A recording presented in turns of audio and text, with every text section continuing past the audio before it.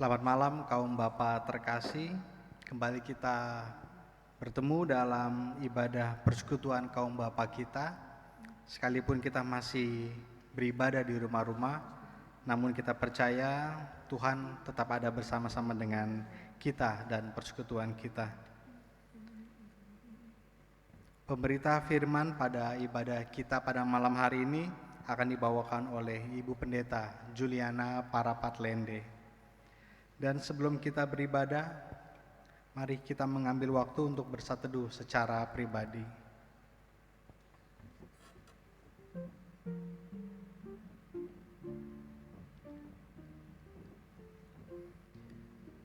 Mari kaum Bapak sekalian, kita bangkit berdiri. Kita akan menyanyikan Mars Pelkat PKB.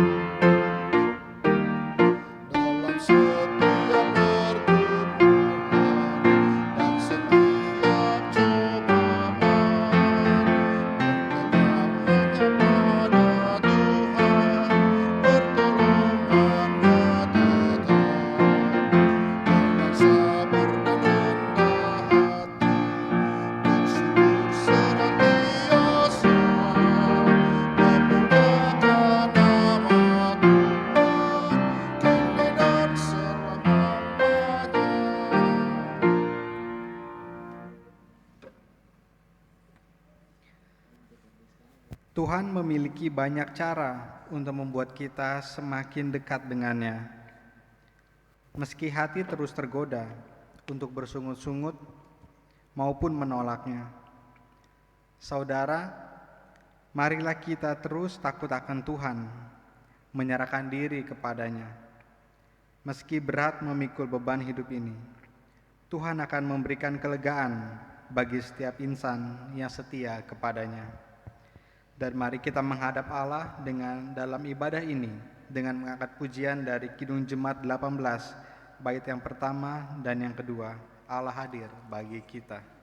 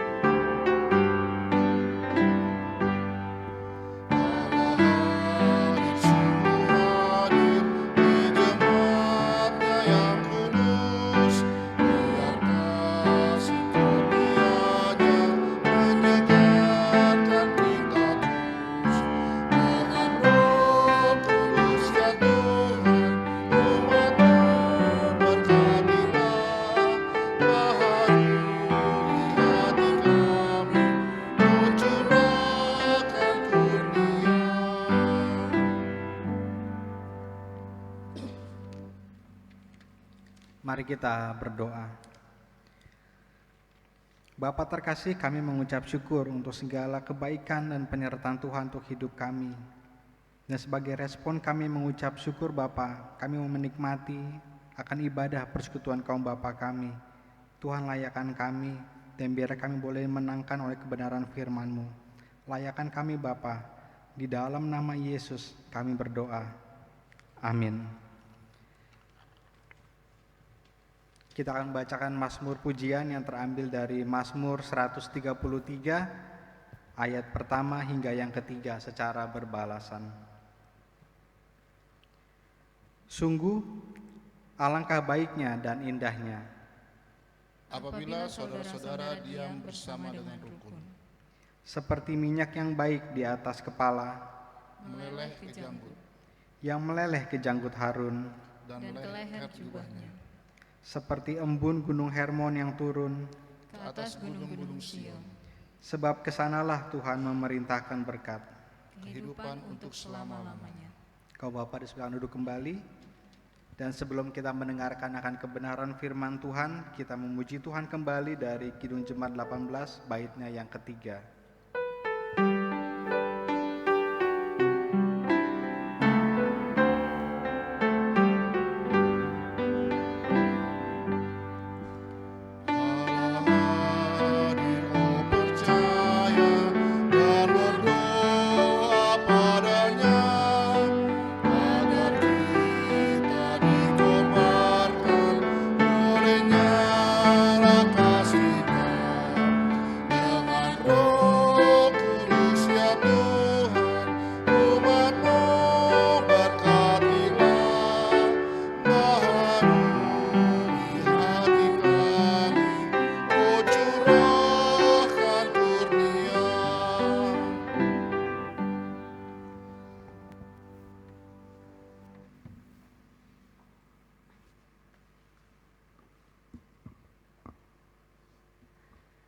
Bapak-bapak yang di rumah, kita akan masuk dalam pelayanan firman Tuhan.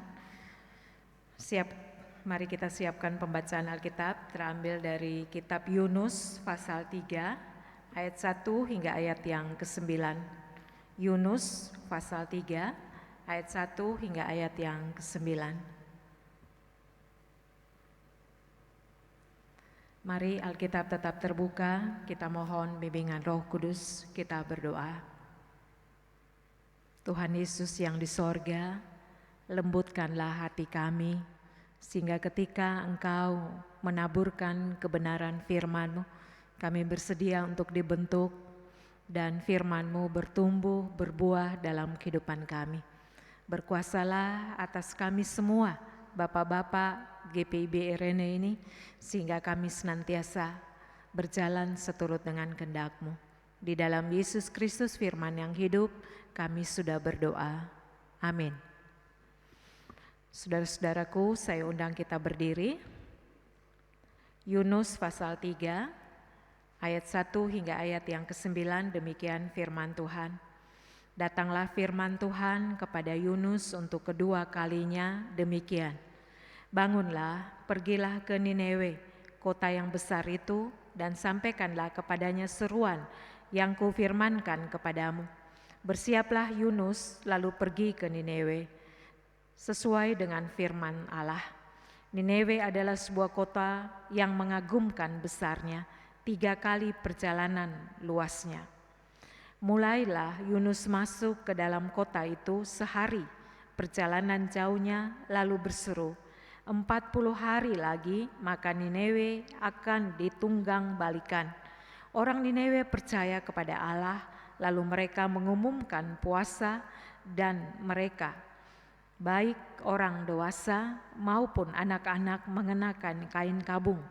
Setelah sampai kabar itu kepada raja kota Nineve, turunlah ia dari singgasana, ditanggalkannya jubahnya dan diselubungkannya kain kabung. Lalu duduklah ia di abu. Lalu atas perintah raja dan para pembesarnya, orang memaklumkan dan mengatakan di Nineve demikian. Manusia dan ternak, lembu sapi dan kambing domba tidak boleh makan apa-apa, tidak boleh makan rumput dan tidak boleh minum air.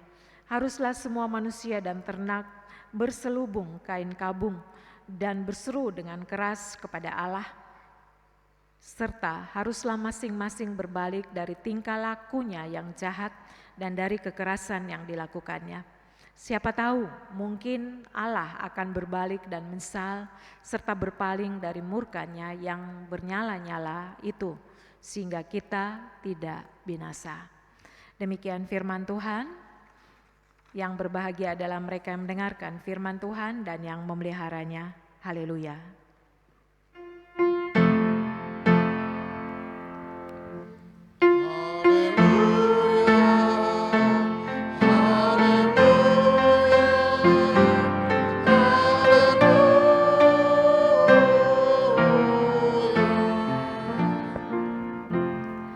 Silakan duduk. Saudara-saudara yang terkasih dalam Tuhan Yesus Kristus, mari kita lihat ada 3 ayat. Ayat 1, ayat 2, dan ayat yang ke-7. Datanglah firman Tuhan kepada Yunus untuk kedua kalinya. Lalu ayat 2, bangunlah, pergilah ke Niniwe, kota yang besar itu, dan sampaikanlah kepadanya seruan yang kufirmankan kepadamu. Yang ke-7, lalu atas perintah raja dan para pembesarnya orang memaklumkan dan mengatakan di Niniwe demikian. Manusia dan ternak, lembu, sapi, dan kambing domba tidak boleh makan apa-apa, tidak boleh makan rumput, dan tidak boleh minum air. Saudara-saudara yang terkasih dalam Tuhan Yesus Kristus, ketika kita berbicara tentang bertobat, maka itu dari kata bahasa Arab taubat, artinya berbalik. Berbalik 180 derajat. Tadinya mau ke barat, berbalik ke timur. Itu arti dari taubat atau bertobat. Tetapi saudara, bertobat ini bukan saja berbalik tingkah laku, tetapi bertobat ini juga cara berpikir kita juga berubah. Tadinya kita berpikir tentang diri kita sendiri, kepentingan diri kita sendiri. Sekarang ketika kita bertobat, kita memikirkan kepentingan, perasaan orang lain.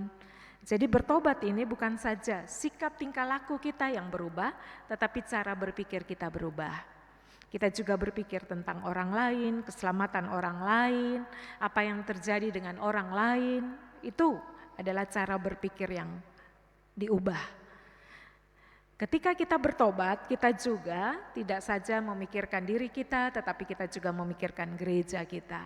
Sebab ada banyak orang yang bertobat, tetapi selalu cari salah-salah terhadap gereja. Cari salah terhadap seorang yang melayani. Dia katakan dia sudah bertobat. Dia benar-benar ke gereja, rajin ke gereja, tetapi cara berpikirnya belum berubah.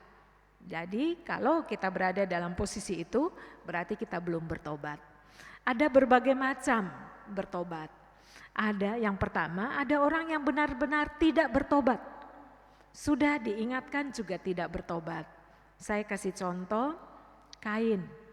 Kain itu ketika dia membunuh adiknya Habel, Allah bertanya kepadanya, bukannya dia bertobat, dia katakan apa? Emangnya aku penjaga adikku? Jadi memang tidak mau bertobat.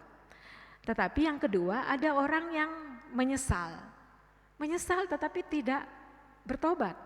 Menyesal, menangis, terharu, buat lagi. Itu orang dalam posisi yang kedua.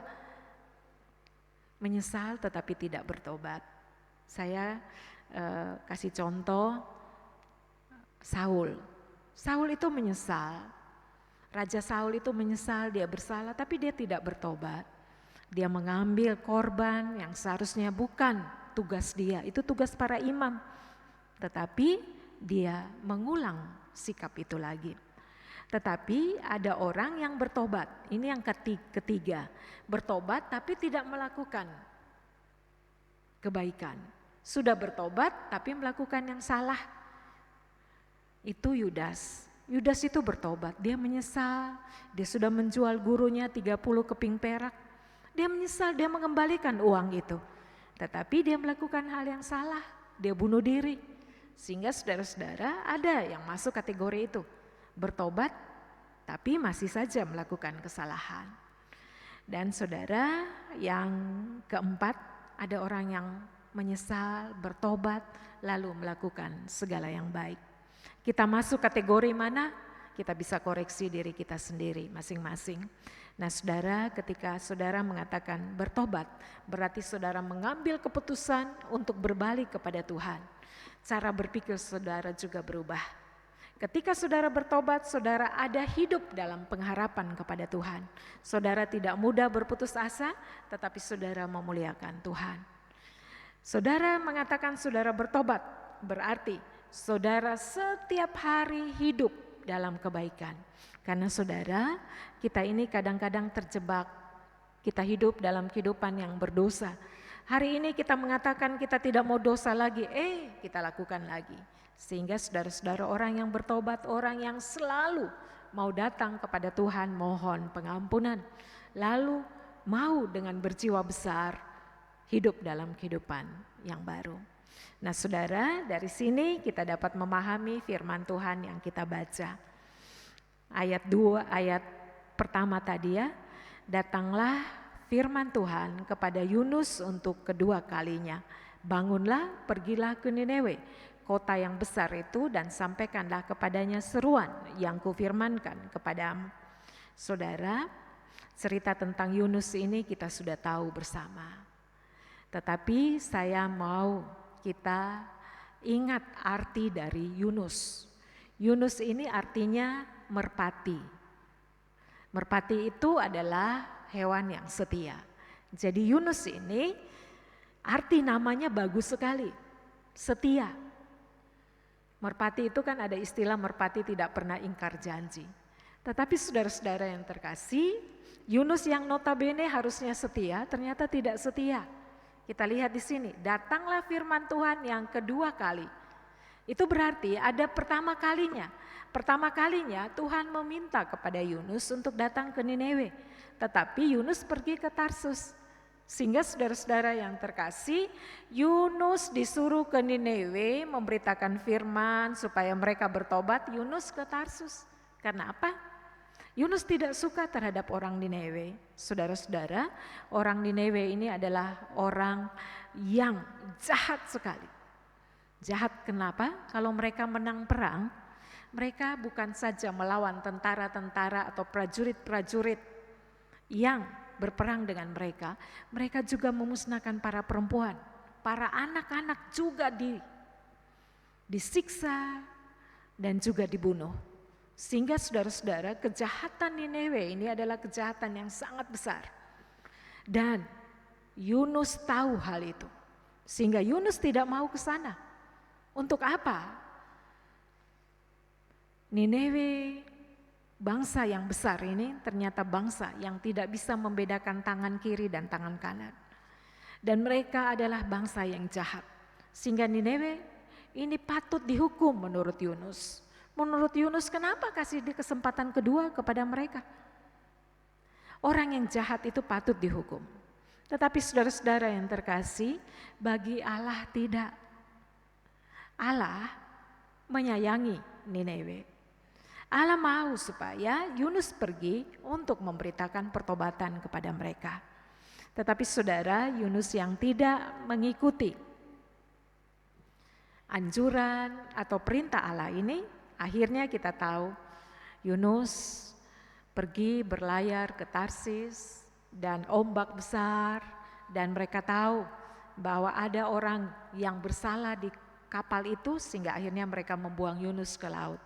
Dan Yunus pun diterkam oleh ikan paus dan dimuntahkan. Dan saudara-saudara yang terkasih, kita lihat di sini bahwa akhirnya pembacaan kita mengatakan, datanglah firman Tuhan kepada Yunus untuk kedua kalinya. Nah sekarang firman Tuhan datang lagi kepada Yunus dengan perintah yang sama. Tadinya Yunus sudah lari ke Tarsis, tetapi Tuhan panggil dia lagi pergi ke Niniwe. Dan saudara, sampailah dia ke Niniwe. Kali ini dia taat. Dan saudara bisa bayangkan enggak? Yunus pergi itu tidak dengan sepenuh hati. Dia pergi itu dengan setengah hati. Dia datang, dia hanya mengatakan bahwa bertobatlah kamu dalam 40 hari, maka bangsa ini akan hancur. Ternyata pemberitaan firman, pelayanan Yunus yang tidak dengan segenap hati itu, mereka semua bertobat. Bukan saja rakyat jelata, tetapi rajanya juga bertobat. Bukan saja rajanya yang bertobat, tapi hewan juga semua berpuasa, berkabung, memohon ampun atas kesalahan yang mereka lakukan. Sehingga akhirnya mereka terluput dari penghukuman Allah. Dan saudara, Yunus pun tidak terlampau suka terhadap pertobatan Nineve ini. Sehingga kalau kita baca pada pasal 4 dari kitab Yunus, kita lihat di sana bahwa dia protes kepada Tuhan. Kenapa bangsa yang jahat itu harus diampuni. Nah saudara-saudara, inilah firman Tuhan yang ditujukan untuk kita. Firman Tuhan ini mau mengajarkan kepada kita 3 hal. Yang pertama, saudara dan saya, bapak-bapak, kita beda-beda tipis dengan Yunus. Kita punya pemahaman yang baik, setiap orang yang salah harus dihukum. Setiap orang yang berdosa patut masuk neraka. Itu pemahaman kita. Sehingga kadang tidak ada lagi kesempatan kedua, kadang tidak ada lagi pengampunan, kadang kita menganggap kita paling benar, kau sudah salah, salah selamanya. Padahal menurut Tuhan tidak. Saudara, Tuhan meminta kepada Yunus untuk mengingatkan mereka. Untuk itu bapak-bapak, jujur kadang kita bersikap otoriter terhadap ipar, adik kita, keluarga besar, rekan-rekan sekerja, rekan-rekan sepelayanan. Kalau kau sudah hitam ya hitam terus. Tidak. Bagi Tuhan ketika kita datang memohon pengampunan, memohon ampun, kita berkabung untuk dosa-dosa kita, maka pengampunan itu akan diberikan bagi kita. Untuk itu, mari jangan sama seperti Yunus. Berilah kesempatan kedua bagi keluarga besarmu, bagi istri, bagi adik ipar, bagi kakak ipar, bagi siapapun.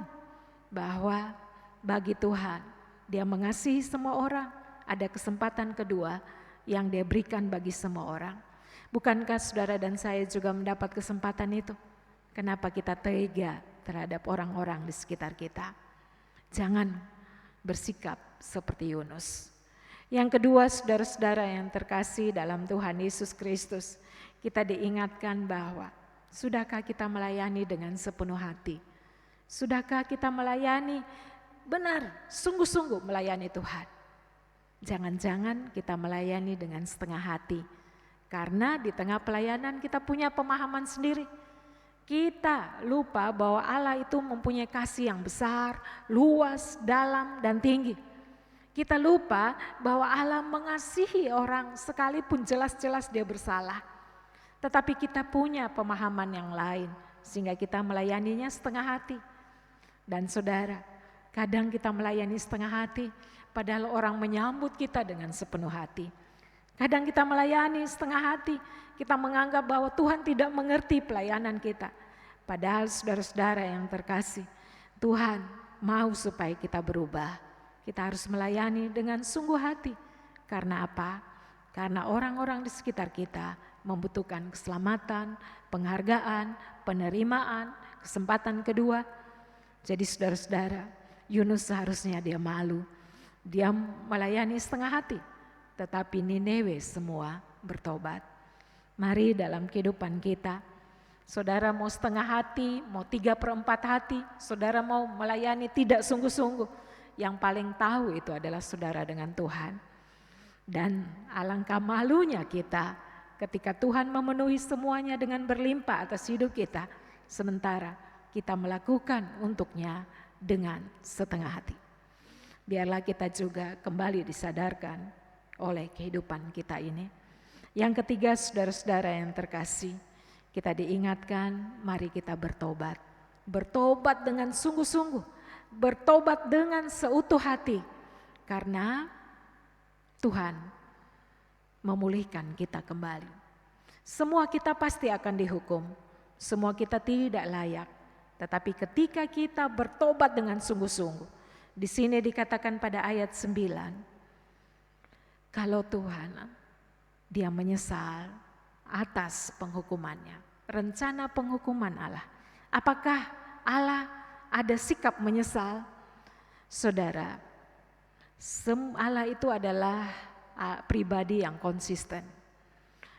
Bagi yang mengasihinya, bagi yang mengikuti perintahnya, maka dia akan memberkati. Bagi yang tidak, dia akan menerima hukuman. Allah sangat konsisten. Begitupun untuk orang Niniwe, bila mereka tidak bertobat, pasti mereka akan dihukum. Tetapi saudara-saudara, ketika mereka datang berkabung, mohon ampun, Allah adalah Bapa yang penuh kasih. Ketika anak-anaknya sudah datang, mohon ampun atas kesalahan-kesalahan, bertobat, mau meninggalkan kejahatannya, maka Allah akan merubah apa yang sudah Dia rencanakan. Karena Dia mengasihi kita, karena Dia tahu betapa rapuhnya kita dan kita membutuhkan pengampunannya. Saudara-saudara yang terkasih, kita sebagai bapak-bapak, biarlah kita menjadi imam dalam rumah tangga, membawa dosa, kesalahan, kecemaran seisi rumah tangga kita bawa di hadapan Tuhan, mohon ampun. Sehingga ketika pengampunan Tuhan datang, maka Dia akan mengembalikan berkat pemulihan atas kita semua. Karena Dia adalah Allah yang mengasihi kita, Allah yang memberikan kesempatan kedua, Allah yang menerima kita, Allah yang benar-benar mengasihi kita. Biarlah firman Tuhan ini memberikan kekuatan baru bagi kita semua, khususnya bapak-bapak. Amin.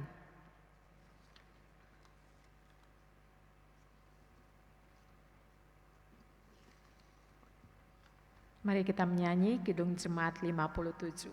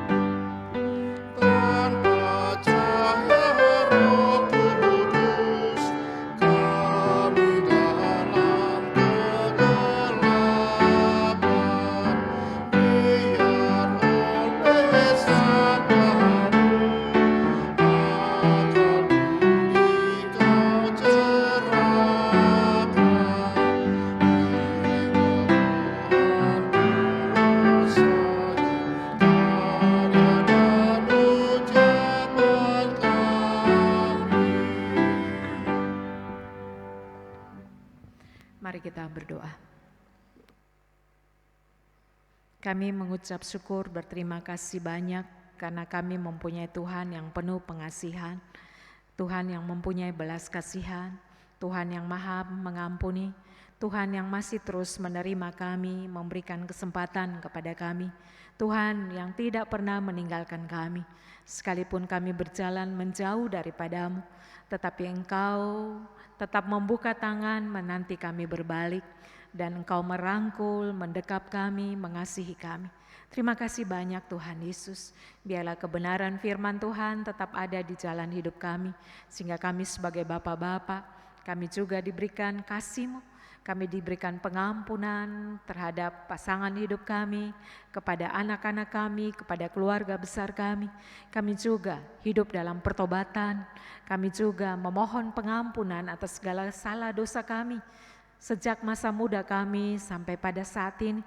Berbagai dosa pelanggaran kami lakukan, kami mohon ampun. Jangan biarkan akibat dosa kami membuat keluarga kami berada di dalam keadaan yang tidak baik, tetapi dengan pengampunan Engkau memulihkan seisi rumah tangga kami. Kami juga memohon kepadamu pada saat ini, kiranya Engkau juga mau menjamah, memberkati, menolong, mengampuni setiap bapak-bapak yang jauh dari keluarga, yang berada dalam pekerjaan sehingga harus terpisah dari keluarga, mereka yang sedang mengarungi lautan. Tuhan juga jaga dan lindungi, sehingga kesehatan, kebaikan, waktu dan saat Tuhan mereka akan kembali berkumpul bersama keluarga. Kami juga mau berdoa sebagai ayah, sebagai bapak dalam rumah tangga, berilah roh lemah lembut, berilah kemampuan untuk kami memaknai situasi ini. Jauhkanlah kami dari kepanikan sehingga kami tetap hidup dalam rasa syukur, sehingga keluarga kami aman, damai, bahtera kehidupan rumah tangga kami ada dalam lautan bersama dengan Tuhan. Tuhan Yesus yang di surga, Tuhan yang Maha Kasih, kami juga memohon kepadamu Engkau memberikan kesehatan yang prima bagi bapak-bapak. Jangan tinggalkan, bila kami dapat menguasai diri, kami dapat mengatur makan dan minuman kami juga mampu menghargai waktu kehidupan kami, sehingga seisi rumah tangga kami boleh kami bawa lebih dekat lagi kepada Tuhan. Tuhan Yesus, kami ya bapak-bapak yang terancam di PHK, Engkau juga mau memberikan kekuatan. Kami yang sudah berada dalam situasi di PHK, Tuhan juga mau tolong sehingga kami tidak mencari salah satu dengan yang lain, tetapi kami tetap berpasrah diri kepadamu, berserah kepadamu. Kami tahu kami mempunyai Tuhan yang akan terus memberikan jalan keluar. Tuhan Yesus, dalam ibadah Pelkat PKB ini kami mau berdoa untuk bangsa Indonesia. Tak putus-putus kami mohon Engkau memberkati para pemimpin kami. Berkatilah mereka yang sedang bekerja mengantisipasi virus corona ini. Mereka yang bekerja di garda terdepan, para medis, Tuhan jaga dan lindungi sehingga mereka sehat. Kami juga membawa anak-anak kami yang jauh dari kami, mereka di perantauan, Tuhan juga jangkau dengan kuasa-Mu. Kami juga berdoa untuk orang tua kami lanjut usia, Tuhan juga memberikan kekuatan baru bagi mereka. Tuhan yang di surga, Tuhan yang Maha Kasih, pada saat ini kami juga memohon Engkau membuka tingkap langit, menyatakan berkat atas rumah tangga, bila kecukupan, berilah juga ekonomi yang mapan. Kami percaya bahwa kasih-Mu sempurna, Engkau mempunyai ribuan cara untuk menolong. Untuk itu Tuhan, biarlah situasi ini membuat kami yakin dan percaya kami mempunyai Tuhan yang akan terus menolong dan meluputkan kami dari badai ini. Terima kasih banyak Tuhan Yesus, anak-anak kami yang ada di rumah, mereka belajar secara online, Tuhan juga jaga dan lindungi mereka. Kami juga berdoa untuk saudara-saudara kami yang masuk pada bulan puasa, Tuhan juga tolong, biarlah mereka juga kuat, mereka juga senantiasa bersandar kepadamu dan kami percaya Tuhan menjaga mereka semua. Terima kasih banyak Tuhan Yesus, kami juga berdoa untuk jemaat GPIB Rene, bapak-bapak yang ada di dalamnya Tuhan berkati, pengurus Pelkat PKB sektor 1 sampai 12, Tuhan juga berkati. Tuhan Yesus, kami juga berkati para presbiter, diaken, penatua, keenam unsur Pelkat, komisi-komisi, Tuhan juga mau tolong. Biarlah ketika kami tidak melayani, tetapi kami mempunyai banyak energi untuk melayani di rumah. Dan ajarlah kami tetap bersukacita di tengah-tengah situasi ini karena kami percaya Tuhan punya waktu dan waktu Tuhan tepat untuk pemulihan bagi bangsa kami. Tuhan Yesus, berkatilah tim musik, berkatilah multimedia, berkatilah juga komisi Inforkom, kami serahkan semuanya kepadamu. Berkatilah juga ibadah live streaming bukan saja di gereja Irene tetapi di semua gereja, Tuhan juga memberkatinya. Terima kasih Tuhan, kami mohon ampun atas segala salah dosa kami, kuduskan kami. Kami alaskan doa ini hanya kepadamu, ya Yesus Tuhan penebus kami yang sudah mengajar kami berdoa. Bapa kami yang di sorga, dikuduskanlah namamu, datanglah kerajaan-Mu, jadilah kehendak-Mu di bumi seperti di sorga. Berilah kami pada hari ini makanan kami yang secukupnya, dan ampuni akan kesalahan kami, seperti kami juga mengampuni orang yang bersalah kepada kami. Dan janganlah membawa kami ke dalam pencobaan, tetapi lepaskanlah kami daripada yang jahat.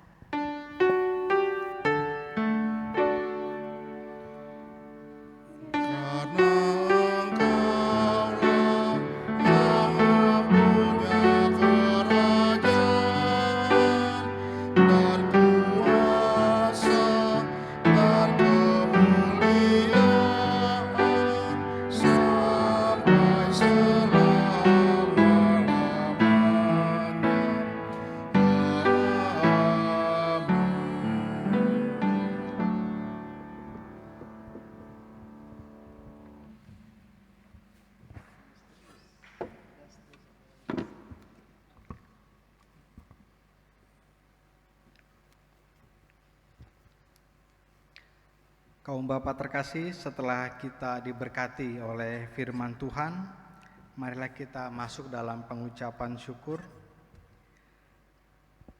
Marilah kita bawa persembahan kita kepada Tuhan dengan penuh sukacita dan untuk kemuliaan-Nya, karena Dialah sumber hikmat dan segala berkat. Dengan mengingat pesan Alkitab dalam Mazmur 40 ayat yang ke-6 yang menyatakan, "Banyaklah yang telah Kau lakukan ya Tuhan Allahku, perbuatanmu yang ajaib dan maksud-Mu untuk kami. Tidak ada yang dapat disejajarkan dengan Engkau. Aku mau memberitakan dan mengatakannya, tetapi terlalu besar jumlahnya untuk dihitung." Sambil memberikan persembahan kita kepada Tuhan, kita naikkan pujian dari Kidung Jemaat 302, bait yang pertama dan yang kedua, "Ku beri persembahan."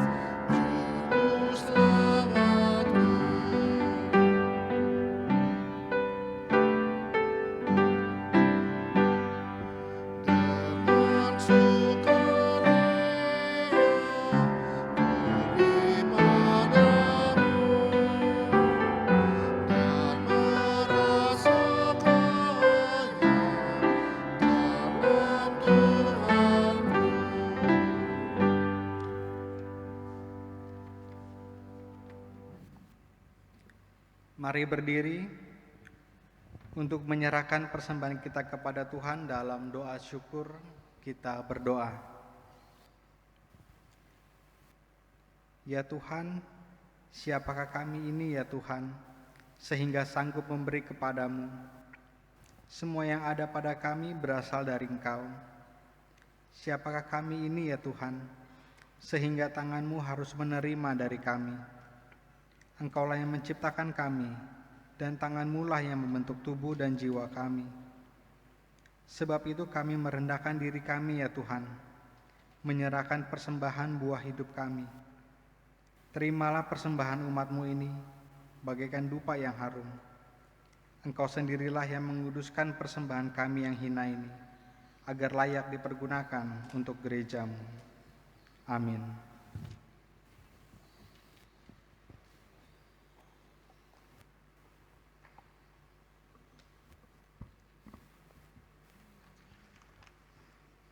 Saudara-saudaraku, bapak-bapak di rumah, saya undang kita berdiri.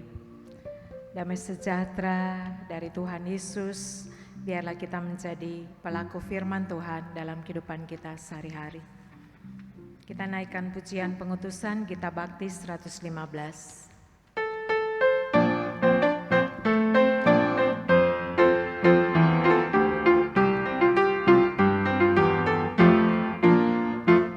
Sebagai budaya rasa